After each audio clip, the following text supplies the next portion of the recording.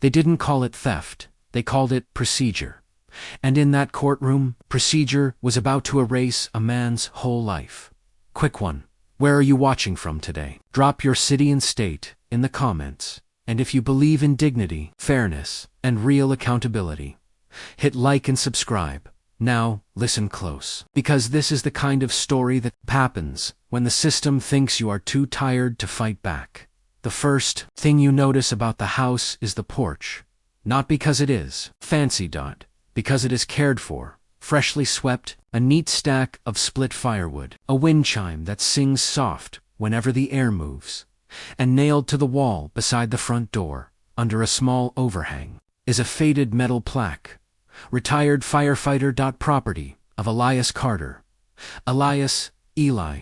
Carter is 64, and built like a man who carried people out of smoke. Broad shoulders, strong forearms, and a slight limp he never complains about. His hair is in long graying locks, pulled back neatly. His beard is silver at the chin. His eyes are steady. The kind of eyes that look through panic instead of into it. Inside the living room, there is an old framed photo of him in uniform, helmet tucked under his arm, smiling beside a woman with warm eyes and a Sunday hat. His late wife, Lorraine. Another photo is newer, a little girl missing her front teeth, laughing on the same porch. His granddaughter, Naya. The house is not perfect. A faint water stain on the ceiling from last year's storm, a cracked tile in the kitchen, a squeaky step on the stairs. But the mortgage is long paid. Elias did that 20-7 years of overtime, double shifts, holiday calls, smoke in his lungs, and heat on his back. He paid it off. He told Lorraine the day he made the last payment. This house is ours now. Nobody can take it. She laughed and said, "Don't jinx us, Eli." He hated that she was right, because in the last 6 months, the letters came like a slow storm. First, a polite notice, then a second notice, then one that sounded like a threat, wearing a tie delinquent, fees late, charges, compliance, hearing. Elias kept every receipt in a big, brown envelope, folded like scripture. He did not panic. He did what older men do when life tries to shake them. He checked the facts. He called the number on the paper and waited on hold long enough to learn a new kind of anger. He spoke to 3 different people with 3 different voices, and none of them sounded like they lived in the same reality. One told him it was a mistake. One told him it was being processed. One told him, sweet as sugar, that if he couldn't afford the property taxes, maybe he should consider downsizing. Downsizing, he heard that word, and stared at the photo of Lorraine, as if someone had suggested he throw away her laugh, too. The final letter came on a Tuesday. It was thicker than the others, more official, more evident. A court seal, a hearing date, and one line that made his throat go dry. Order to show cause for possession. Possession like he was a trespasser in the home he paid for that night. The wind chime sounded like a warning. Elias sat at the kitchen table, with the letter in one hand and his old Firefighter ring in the other. Not because he was scared, because he was trying to understand how a man could do everything right and still get pulled toward the edge. The next morning, he called his daughter, Denise, who lived 2 towns over. Denise was practical and sharp.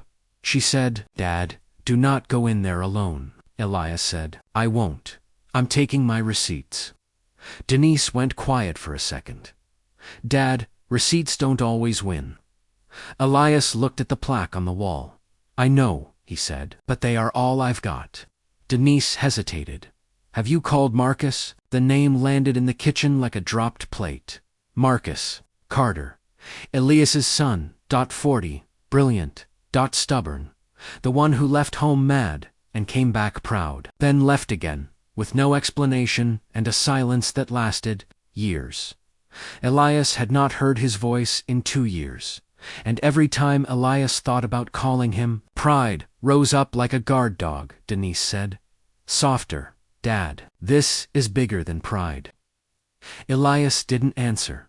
He stared at the court date. He stared at the words possession. Then he said, "I'll handle it." Denise sighed in a way that sounded like love fighting with fear. "Fine," she said, "but I'm coming with you." The morning of the hearing, clouds sat low over the city like smoke that never cleared. Elias wore his best jacket, a brown work jacket that had seen 100 winters. Underneath, a denim shirt, buttoned clean. He clipped his firefighter ring to a chain inside his shirt, close to his chest. He carried the brown envelope, thick with receipts, and his cane in the other hand. Denise drove. She kept glancing at him, reading his face. Elias kept his eyes forward. He was not the kind of man who gave panic. A seat at the table. They pulled into the courthouse car park. Concrete, gray, cold. The building looked like it had never laughed. Inside, the air was dry and bright. Fluorescent lights that made everybody look tired. Security waved them through with the kind of bored authority that turns into sharpness when it sees the wrong person. The metal detector beeped once, and the guard looked at Elias like he expected trouble. Denise held her breath. Elias lifted his hands slowly. "Calm, it's my knee," he said. "Metal plate." The guard stared a beat to long dot, then waved him through a small thing. But small things stack. They rode the lift up to the civil floor, 3rd floor. The hallway was long and lined with benches, men in suits, women with folders, people whispering into phones like secrets were currency. Elias's boots made a steady sound on the tile. A court clerk's window sat under a sign that said case intake. Behind the glass, a woman in her 50s, with sharp glasses and a tight bun, glanced up, then down at Elias's envelope, then up again. Her smile was polite, in the way a closed door is polite. "Name?" "Elias Carter," he said. "I'm here for the hearing." She typed slowly, like she had all day, and he had none. "Case number." Elias slid the letter under the slot. She took it with 2 fingers, as if it might stain her. Her eyes flicked across it. Then she looked at him and said, "You sure you're in the right place?" Denise leaned forward. "He's in the right place." The clerk ignored Denise. She kept her eyes on Elias. "This is possession court," she said, as if explaining to a child. "Landlord-tenant. Foreclosure matters. Things like that." Elias kept his voice steady. "Yes, ma'am. That's why I'm here." The clerk's smile thinned. "Okay," she said. "Well, you'll need to wait. Your case is on the docket. But just so you know, once it's filed, these things usually don't go your way." Elias blinked once. "Slow. Why?" She shrugged. "Because the bank has attorneys." Denise opened her mouth. Elias touched her arm, gently. Not to stop her, to protect her from the anger that could. "Get them labeled. Disruptive." They moved to the benches. Elias sat carefully, knee stiff. Denise sat beside him, jaw tight. Down the hallway, a man in a tailored tan suit laughed with 2 other men. He was tall, mid-50s, silver hair, confident smile. He looked like a man who had never been told no, without money changing hands. His name was Grant Whitlock, local developer. Big donation plaques on small-town walls. The kind of man who showed up to public meetings and called it community. He shook hands with a lawyer in a navy suit, then turned and saw Elias. Grant's smile did not change, but something in his eyes sharpened. He walked over like he was doing Elias a favor by existing. "Well," Grant said, voice smooth, "Mr. Carter, didn't expect to see you down here." Elias stood slowly, using his cane. "Mr. Whitlock," Grant tilted his head, a mock concern. "I heard there were some issues with your taxes," he said. "I hate that for you, truly." Elias stared at him. "How did you hear that?" Grant chuckled. "Small city," he said. "People talk. Besides, when a property has potential, certain parties pay attention." Elias felt Denise. Stiff beside him, Grant glanced at Denise like she was background furniture. Then he looked back at Elias and lowered his voice. "I'm not here to kick you when you're down," he said. "I'm here to offer a solution." Elias didn't move. Grant continued. "My company can take the burden off you. Cash purchase. quick close. You walk away with dignity, Denise snapped. He's not selling. Grant's smile widened, but his eyes cooled. I'm speaking to Mr. Carter, he said then. To Elias, softer, sharper. Be realistic. This neighborhood is changing. Insurance is up. Taxes are up. Folks on fixed incomes get squeezed. Folks. Elias heard the word the way you hear a siren in the distance. Grant leaned closer. You don't want to be the last holdout, he said. Nobody likes the last holdout. Denise stepped forward. You threatening him? Grant raised both hands, still smiling. Of course not, he said. I'm simply saying the court is going to do what it does. And when it's done, you'll wish you took the money. Elias's voice stayed low. Why do you want my house? Grant's eyes flicked, just for a second. Then he recovered. Because it's a prime lot, he said. Corner access. Perfect for redevelopment. And to be honest, it would look better with something new on it. Elias stared at him. Something new, he repeated. Grant nodded, like this was obvious progress, he said. Then he patted Elias's shoulder, like they were friends. Elias didn't flinch, but his jaw tightened. Grant walked away, Denise whispered. Dad, this is not just taxes. Elias looked down at the brown envelope in his hand. He already knew. The courtroom doors opened, people filed in, wood paneling, long tables, a judge's bench elevated like a platform for decisions that could ruin you.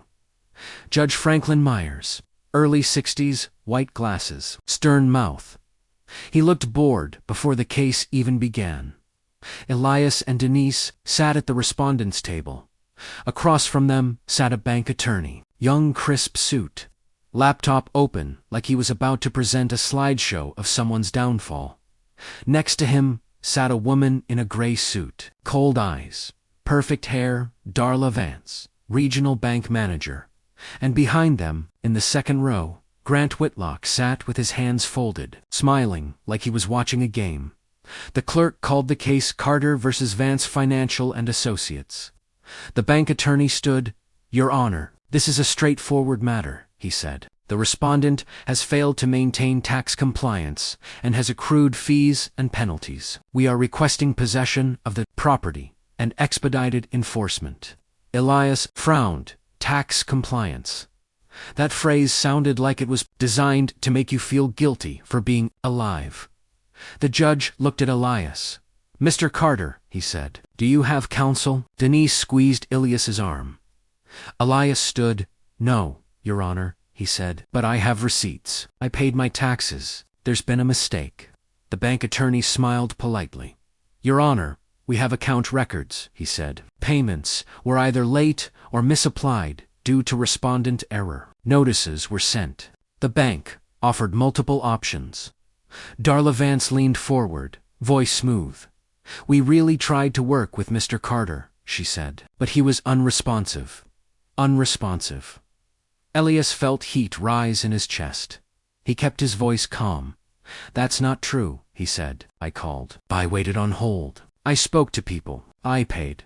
The judge sighed. Receipts do not automatically negate delinquency, he said. Fees and penalties apply. Elias opened the envelope and pulled out papers. He held them carefully, like proof was fragile. These are the payments, he said. The clerk took them and passed them to the judge. The judge glanced briefly, not long enough to truly read. The bank attorney stepped in. Quick, Your Honor, the issue is not only payment, he said. There is a lien sale involved. The lien holder is requesting possession due to failure to redeem within the statutory period. Lien sale.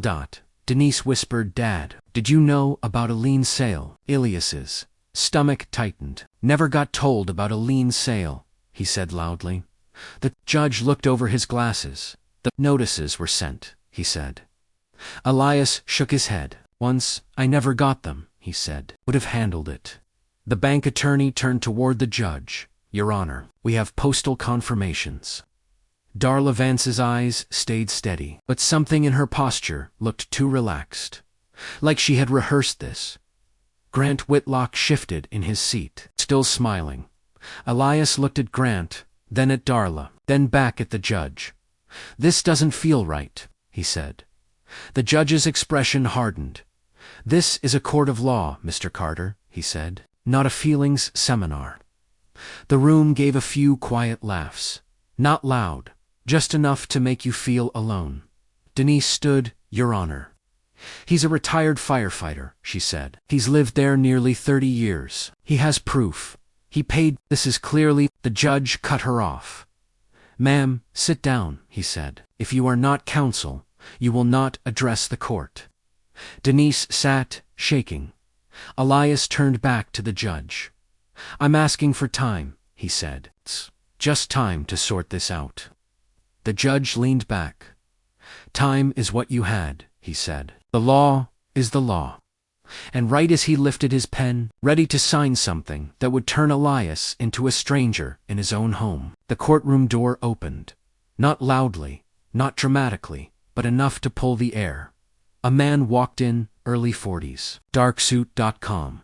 Face, short beard, close-cut hair, eyes, sharp but tired. He held a slim case file in one hand and a phone in the other. He scanned the room. His gaze landed on Elias. For one beat, the room vanished. A father and a son, looking at each other across years of silence. Marcus Carter's voice was steady. "Your Honor," he said. "Marcus Carter, counsel for the respondent." The bank attorney blinked. Darla Vance's mouth tightened. Grant Whitlock's smile froze. The judge frowned. "Mr. Carter," he said, "we are in session." Marcus nodded. "I understand," he said. "I'm here now, and this case cannot proceed as presented." Elias sat down slowly, like his body forgot how to breathe. Denise stared at Marcus, like she had summoned him with fear. The judge tapped his pen. "You're late," he said. Marcus didn't flinch. "So was there notice," he said. The courtroom shifted. Marcus stepped to Elias's table and placed the file down gently. He didn't hug Elias. He didn't perform reconciliation in public. He simply leaned slightly and said, low enough only Elias could hear, "I'm here, Dad." Elias swallowed. That was all he had been waiting to hear for 2 years. Marcus turned back to the judge. "Your Honor," he said, "this is not a delinquency case. This is a coordinated removal."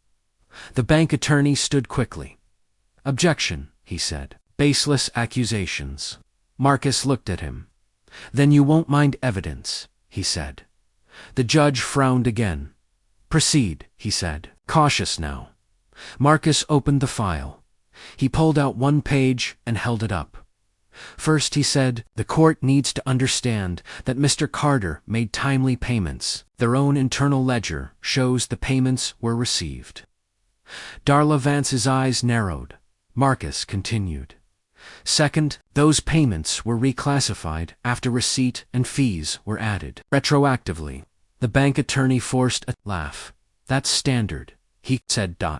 Marcus tilted his head. "Standard does not mean lawful," he said.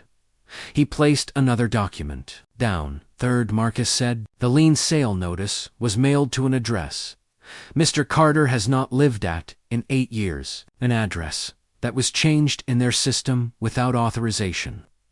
The judge leaned forward. Darla Vance's composure cracked for half a second. The judge looked at Darla. "Ms. Vance," he said, "is that true?" Darla's voice stayed calm, but her jaw tightened. "I can't speak to clerical updates," she said. "These systems." Marcus cut in, respectful but firm. "It wasn't a clerical update," he said. "It was a deliberate change." The judge's eyes narrowed. Marcus turned slightly toward Grant Whitlock in the second row. "And the lien purchaser," Marcus said, "is a shell entity connected to a development group." Grant Whitlock's smile vanished. He stood. "Your Honor, I'm not part of this case." Marcus looked at him. "Com. You're in the courtroom," Marcus said, smiling, "watching and your company benefits if Mr. Carter loses his house." Grant's voice sharpened. "That's speculation." Marcus nodded. "Then let's remove speculation," he said. He held up his phone. "Your Honor, I have a recording." The room went still. The judge's pen stopped moving. The bank attorney's face tightened. "Darla."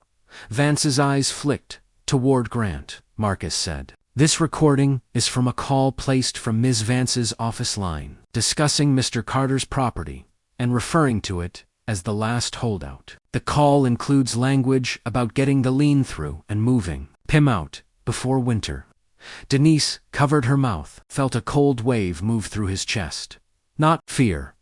Recognition. He had felt this coming. He had just never expected to hear it out loud. The bank attorney snapped, "Your Honor, this is improper. Foundation, authentication." Marcus nodded. "We can authenticate," he said. "But we don't need to understand the issue. The court should pause this proceeding immediately." The judge stared at Marcus. "Play it," the judge said. Marcus tapped the phone. A voice filled the courtroom. Smooth, confident, cold. Darla Vance's voice. "We can't keep letting him stall," the voice said.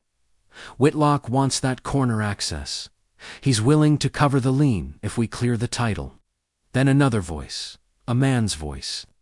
"Grant Whitlock. He's old," the voice said. "He'll fold. They always fold." The courtroom felt like it lost oxygen. Elias's hands clenched. Denise's eyes filled. The recording continued. Darla's voice again. "Make sure the notice goes to the old address," she said. "If he doesn't respond, the court will call it procedure." Grant's voice laughed. "Procedure," he said. "That's the word." Marcus stopped the recording. Silence. Not the quiet laughter from earlier. This was a silence that made people sit straighter. The judge looked at Darla. Her face was pale now. "You want to explain that?" the judge asked. Darla's mouth opened. Nothing came out. The bank attorney sat down slowly, like the chair suddenly weighed more. Grant Whitlock's face hardened. He tried to smile, but it looked like a mask slipping. The judge leaned forward. "Mr. Whitlock," he said, "you will sit down." Grant opened his mouth. The judge's voice rose. "Sit down." Grant sat. Marcus stepped closer to the bench. "Your Honor," he said, "we are requesting an immediate stay, sanctions and referral for investigation. This court was used as a weapon." The judge stared at the documents, then at Darla, then at Grant. He spoke slowly. "This matter is stayed," he said. "Possession is denied pending review. I am ordering an audit of account changes and lien notice procedures. I am also referring this to the appropriate authorities." Darla's shoulders sagged slightly. Grant Whitlock's hands clenched. The judge looked at Marcus. "Counsel," he said, "I want a full submission by end of week." Marcus nodded. "You'll have it," he said. The judge banged the gavel. "Court is adjourned." Elias sat for a moment, stunned, not because he won, because he almost didn't. He stood, slowly, cane steady. Denise hugged him hard. Elias didn't move at first. Then he wrapped one arm around her and held her like he was holding the world together. Marcus stood beside them, quiet. Elias turned toward Marcus. His voice was rough. "How long you been sitting on that?" Elias asked. Marcus looked down. "Long enough," he said. Elias stared at him. "You could have called," Elias said. Marcus's jaw tightened. "I know," he said. Denise looked between them, tears in her eyes. "Not here," she whispered. They walked out of the courtroom. In the hallway, people stared differently now. Not with judgment, with curiosity. With that uncomfortable realization that the system can be loud until it gets caught. Grant Whitlock pushed past, face tight, phone in his hand, whispering angrily to someone. Darla Vance walked the other direction like she was trying to outrun her own name. Elias stepped into the lift with Marcus and Denise. As the doors closed, Elias finally spoke. "You came back," he said. Marcus nodded once. "I did." Elias looked at him. "You still mad at me?" Marcus exhaled. I was, he said. Then I saw your name on a docket, and I realized I didn't have time to stay mad. Elias swallowed. For a second, his eyes softened. Then he looked away quickly, like emotion was smoke he didn't want in his lungs.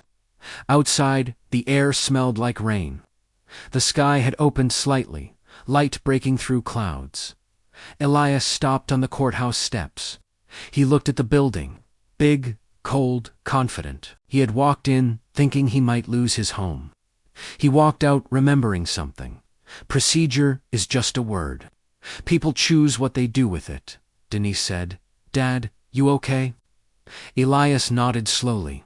I'm okay, he said, but I'm not done. Marcus looked at him. Good, Marcus said, because neither are they.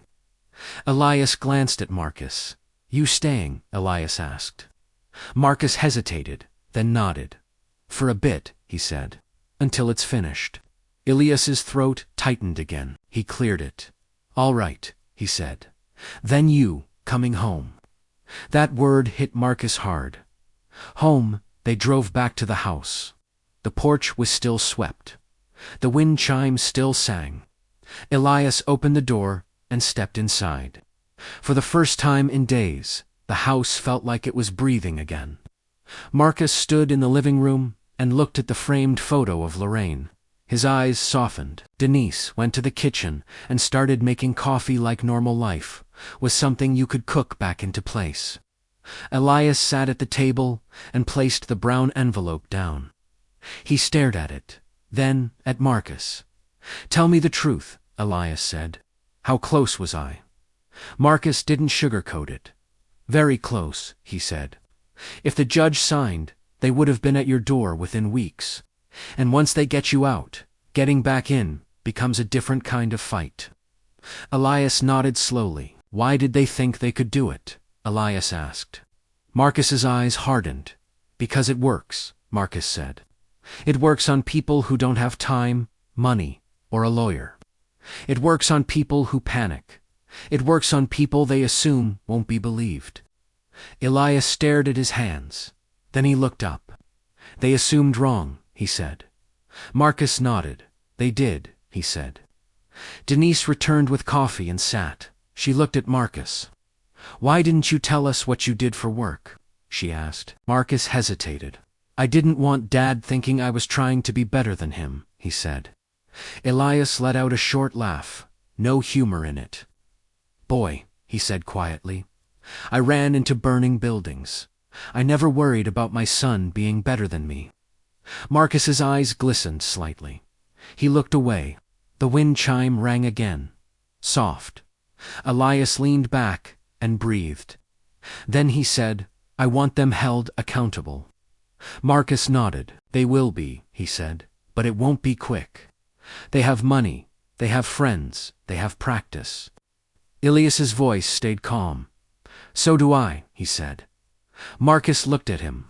What do you mean? Marcus asked. Elias reached into a drawer and pulled out a worn notebook.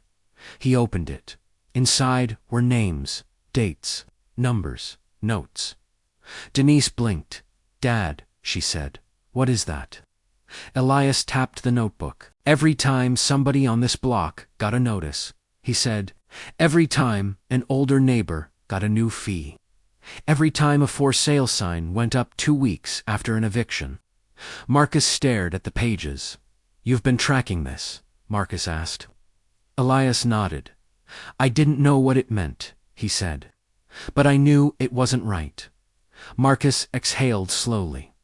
That was the second twist. Elias was not just a victim. He was a witness. A man with a memory and a record. Marcus smiled. Small, Dad, he said. This is a case. Elias nodded. Then let's make it one, he said. If you've ever seen the system try to push someone out quietly, comment, I see it. Because what happens next is where a story turns into accountability. The next week moved like a slow drum. Marcus filed motions, requests, subpoenas. Denise helped organize receipts, scanning them, labeling them. Elias visited neighbors. Quiet conversations on porches. People who had been too embarrassed to admit they were scared. A retired teacher who got a sudden tax hike. A widower who received a lien notice he never understood. A couple who were told their home insurance was cancelled unless they updated the property. Elias listened and wrote, "He didn't promise miracles. He promised attention.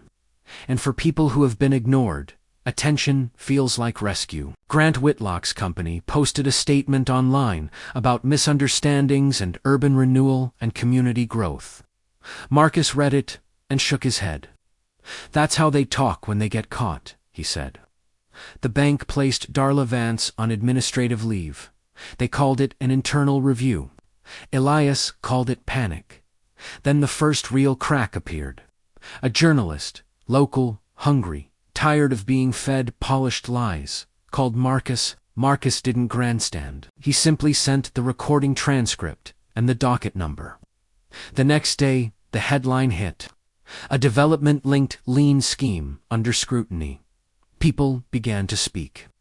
And once people speak, the silence that protected power gets thinner. The court ordered the bank to produce system logs, address change logs, notice mailing records, internal communications. The bank stalled. Marcus filed again. The judge, now alert, pushed back. Elias attended every hearing. Not because he needed to, because he wanted them to see him. He wanted them to know he was not going anywhere quietly. Grant Whitlock showed up at one hearing with a different lawyer, older, more expensive. He tried to shake hands in the hallway, like nothing happened. Marcus ignored him. Grant looked at Elias and forced a smile. "Mr. Carter," he said, "I think we got off on the wrong foot." Elias stared at him. "You were on the right foot," Elias said. "It was on my neck." Grant's smile fell. His eyes sharpened. "Be careful," Grant said softly. "You don't want to turn this into a circus." Elias leaned closer, voice calm. "You already did," he said. "You just didn't expect the tent to collapse." Grant walked away. 2 months later, the audit results landed. The bank's system showed the address change. Not by accident, by a login assigned to Darla Vance. It showed notice labels printed, but not mailed.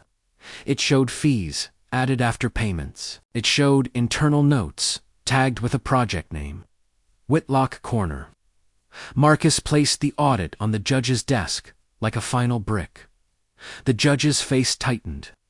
He looked at the bank attorney. "You want to explain this?" he asked. The bank attorney looked like he wanted to disappear. Darla Vance did not appear that day. Grant Whitlock did. He sat in the second row again, face tight, no smile this time. Marcus stood and spoke clearly. "Your Honor," he said, "this court was used as a conveyor belt. They assumed the respondent would be too tired, too old, and too alone to push back. They assumed wrong." The judge stared at the file, then he spoke. "This court orders sanctions," he said. "This court refers this matter for further investigation. This court will not be used to steal." Elias sat at the table and felt something he hadn't felt in months. Relief, not because everything was solved, but because the lie had been named. Outside the courthouse, cameras waited. Elias didn't like cameras, but Denise said, "Dad, people need to see you." Elias stepped to the microphone. His voice was steady. "I'm not special," he said. "I'm just a man who paid his bills and kept his house. If they can do this to me, they can do it to anybody. That's why I'm standing here.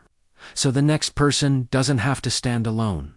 That clip spread. Older men nodded at their phones in silence. Women shared it in group chats. People said, "That could be my dad. That could be my uncle. That could be me." Weeks later, a letter arrived from the bank. Apology, settlement offer, no admission of wrongdoing. Elias laughed once, bitter. Marcus said, "They want it quiet." Elias nodded. "We won't keep it quiet," he said. They pushed forward, a civil case, a wider investigation, neighbor testimony, emails. logs. And then the final moment came, not with fireworks, but with a doorbell. A sheriff's deputy stood outside Grant Whitlock's office building with papers, not a handshake, not a smile. Papers. Elias did not celebrate. He simply sat on his porch and listened to the wind chime. Denise sat beside him. Marcus stood by the railing, hands in his pockets. Elias looked at Marcus. "You staying?" Elias asked. Marcus nodded. "I think I am," he said. Elias stared at the yard. "I don't need you to be perfect," Elias said. "I need you to be present." Marcus swallowed. "I can do that," he said. Elias nodded once. Then he reached inside his shirt and pulled out the firefighter ring on its chain. He looked at it. Then he closed his fist around it. "I spent my life running toward trouble," he said. "I didn't think trouble would try to move into my living room." Denise smiled through tears. Marcus said quietly, "It tried. It failed." Elias leaned back in his chair. The sun set slow gold on the porch boards, warm like a second chance. And for the first time in a long time, the house felt like what it was always meant to be. Not a target, a home. Some people think older men are easy to push around, because they assume age means weakness. But what they forget is, age also means you have survived enough to recognize a lie when it shows up wearing paperwork. If you believe in dignity, fairness, and real accountability, hit like, subscribe, and tell me where you're watching from in the comments.